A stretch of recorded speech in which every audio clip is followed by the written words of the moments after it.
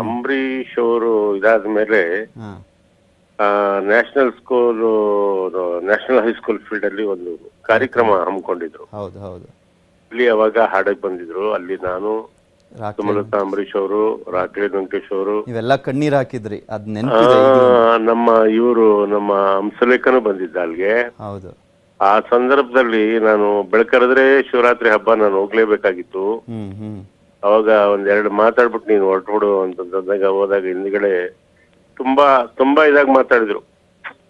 ಯಾಕೆಂತಂದ್ರೆ ಸರ್ ಏನ್ ಹೇಳೋದು ಸರ್, ಹಾಗೆ ಇರಿ ಸರ್ ಸಂಪರ್ಕದಲ್ಲಿ. ಹಿರಿಯ ನಟರಾಗಿರುವಂತ ದ್ವಾರಕೀಶ್ ಅವರು ಕೂಡ ನಮ್ ಜೊತೆ ಜಾಯ್ನ್ ಆಗ್ತಾ ಇದಾರೆ. ನಮಸ್ಕಾರ ಸರ್. ಅವ್ರು ಮಾತಾಡ್ಲಿ.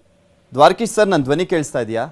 ಕೇಳಿಸ್ತಾ ಇದೆ ಸರ್. SP ಬಾಲಸುಬ್ರಹ್ಮಣ್ಯಂ ಅವರು, ಈಗ ಆಲ್ರೆಡಿ ವಿಚಾರ ಗೊತ್ತಿದೆ. ಬಹಳ ಕಷ್ಟ ಆಗಿದೆ ನನಗೆ.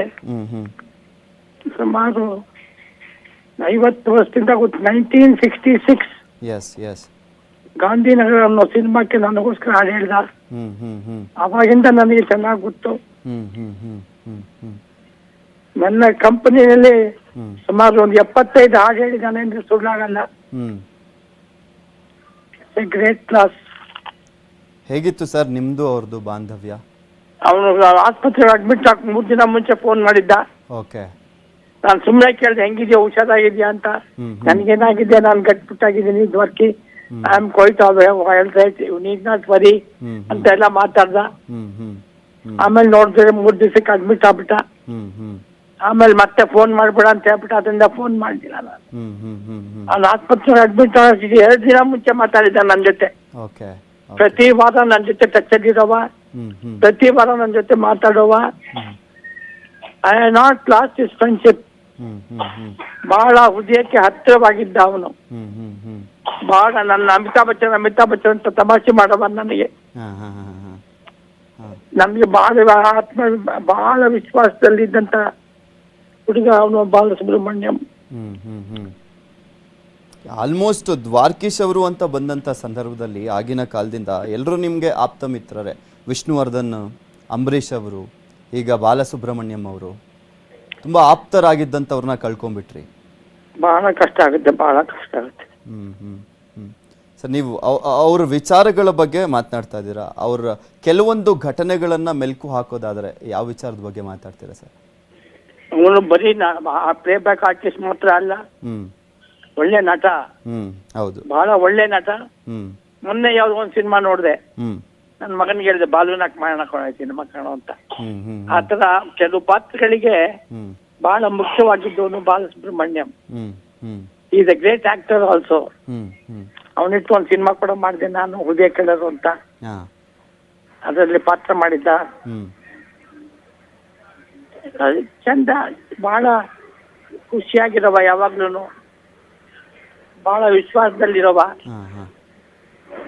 ಬಹಳ ತಮಾಷೆ ಮಾಡವ, ಯಾವುದೇ ಹಾಡುಗಳನ್ನು ಇಲ್ಲ ಜಾಲವಾಗಿ ಹೇಳವ. ಸುಮಾರು 30-40 ಸಾವಿರ ಹಾಡುಗಳನ್ನು ಹೇಳಿದ್ದಾನೆ. 40,000 ಹಾಡುಗಳನ್ನು ಹಾಡಿದ್ದಾರೆ. ಅದು ಗಿನ್ನಿಸ್ ರೆಕಾರ್ಡ್ ಆಗಿದೆ. ಹಾಡುಗಳನ್ನ ಹಾಡಿರೋನು ನಿಜವಾಗ್ಲೂ ಅವನು ಗಾನ ಗಂಧರ್ವ ಅಂದ್ರೆ ತಪ್ಪಾಗಲ್ಲ. ಬಹಳ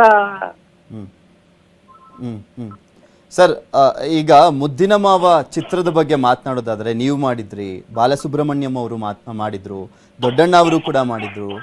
ದೊಡ್ಡಣ್ಣ ಅವರು ಕೂಡ ನಮ್ಮ ಜೊತೆಲ್ಲೇ ಇದ್ದಾರೆ, ಸಂಪರ್ಕದಲ್ಲಿದ್ದಾರೆ. ಏನ್ ಹೇಳ್ತೀರಾ ಸರ್ ಆ ಒಂದು ಚಿತ್ರದ ಚಿತ್ರೀಕರಣದ ಸಂದರ್ಭದಲ್ಲಿ ಆಗ್ತಾ ಇದ್ದಂತ ಕೆಲವೊಂದು ಘಟನೆಗಳನ್ನ ನೆನೆಸ್ಕೊಳ್ಳೋದಾದ್ರೆ ನೀವು?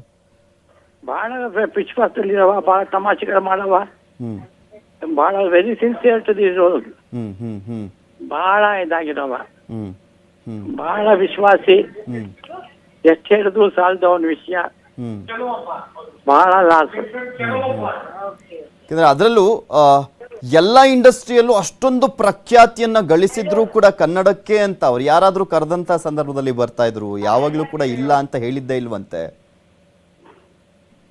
ಖಂಡಿತವಾದ ಮಾತು. ಯಾವಾಗ್ಲೂ ಬರವ, ಯಾವಾಗ್ಲೂ ಕೇಳವ. ನನ್ನ ಆರೋಗ್ಯ ಬಹಳ ಕೇಳವ ಅವನು. ನಾನು ಹೆಂಗಿದ್ದೀನಿ ಅಂತ ಪ್ರತಿ ಸಲ ಕೇಳವ, ಪ್ರತಿ ಸಲ ಮಾತಾಡುವ. ಬಹಳ ವಿಶ್ವಾಸಿ, ಬಹಳ ಲಾಸ್. ನಾನೇನು ಜಾಸ್ತಿ ಹೇಳಕ್ ಹೋಗಲ್ಲ. ಬಹಳ ಲಾಸ್ ಆಗಿದೆ, ಸಹಿಸಲಾಗದ ನಷ್ಟ. ಹೋಲ್ ಇಂಡಸ್ಟ್ರಿ, ಅವನು ಆಲ್ ಇಂಡಿಯಾ ಫೇಮಸ್. ಅವನು ಹೌದು ಹೌದು. ಅವನ ಹಾಡುಗಳು ಮರೋಚ ಚಿತ್ರ, ಏಕ್ ತುಜೆ ಕೆಲ್ಲಿ ಹಾಡುಗಳು ಅವನಷ್ಟು ಫೇಮಸ್ ಆಗಿದ್ದು ಯಾವ್ದು ಇಲ್ಲ. ಏಕ್ ತುಜೆ ಕೆಲ್ಲಿನಲ್ಲಿ ಹಿಂದಿ ಹಾಡುಗಳನ್ನ ಸೂಪರ್ ಡೂಪರ್ ಆಗಿ ಹೇಳಿದ್ದ ಅವನು. ಅತ್ಯಂತ ಅತ್ಯಂತ ಯಶಸ್ವಿ ಗಾಯಕ ಬಾಲಸುಬ್ರಹ್ಮಣ್ಯಂ. ನಾನು ಇದೊಂದು ಮಾತು ಹೇಳ್ತಾ ಇದ್ದೆ ಸರ್, ವಿಷ್ಣುವರ್ಧನ್ ಅವರಿಗೆ ಆತ್ಮವಾಗಿದ್ದಂಥದ್ದು ಅವರ ಚಿತ್ರಗಳಲ್ಲಿ, ಸ್ಪೆಷಲಿ ನೀವು ಆಪ್ತ ಮಿತ್ರ ಅದರಲ್ಲಿ ಇವರ ಸಾಂಗ್ಗಳು ಆಲ್ಮೋಸ್ಟ್ ಇದ್ದಿದ್ದಂಥದ್ದು. ಆ ಕೊನೆಯದಾಗಿ ವಿಷ್ಣುವರ್ಧನ್ಗಳ ಸಾಂಗ್ಗಳನ್ನ ಆಡಿದ್ರು. ಎಲ್ರಿಗೂ ಹೇಳವ ಅವನು ವಿಷ್ಣುಗೆ ಬಹಳ ಆಪ್ತ, ವಿಷ್ಣುಗೆ ಬೇಕಾದವನು ಅವನು. ವಿಷ್ಣು ಬಾಲಸುಬ್ರಹ್ಮಣ್ಯ ಮಾಡೋ ಬೇಕೇ ಬೇಕು ಅನ್ನವ.